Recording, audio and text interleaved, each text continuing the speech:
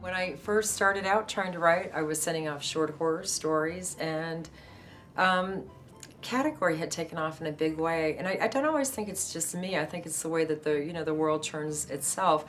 Also, I think that sometimes publishers don't always know what's really important to the readers until it kind of snowballs into something.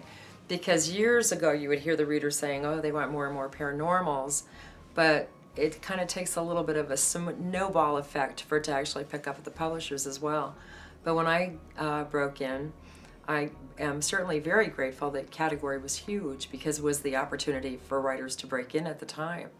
So I was writing category, but I had actually started off writing a historical, and this, I give this one to Catherine too.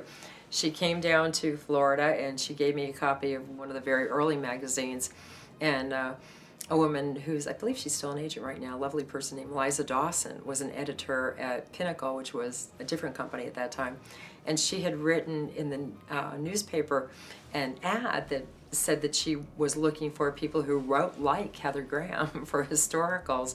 And when Catherine gave it to me, I was like, oh my God, I can do that, I can do that.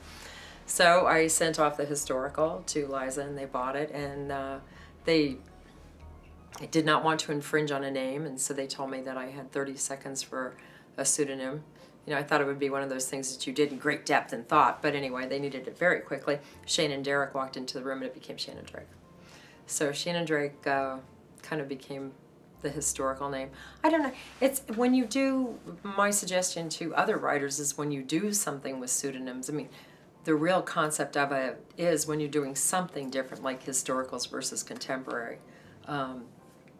So that should have kind of been the way it went, but it didn't always.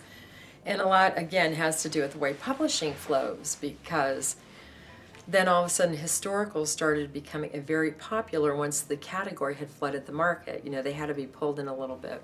And the historical became the very big book, and so both companies were buying historicals in, and so the name kind of went for both.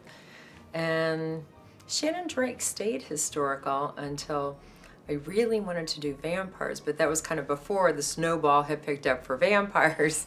So we did wind up doing them. I started them at Kensington under the Shannon Drake name, and really enjoyed doing those. And it's, you know, just the way things evolved, the romantic suspense became the thing. And I think it was probably something I always wanted to do, because I know when I look back at my first category that came out with them, I'd killed some people. So apparently I've been wanting to do this for a while.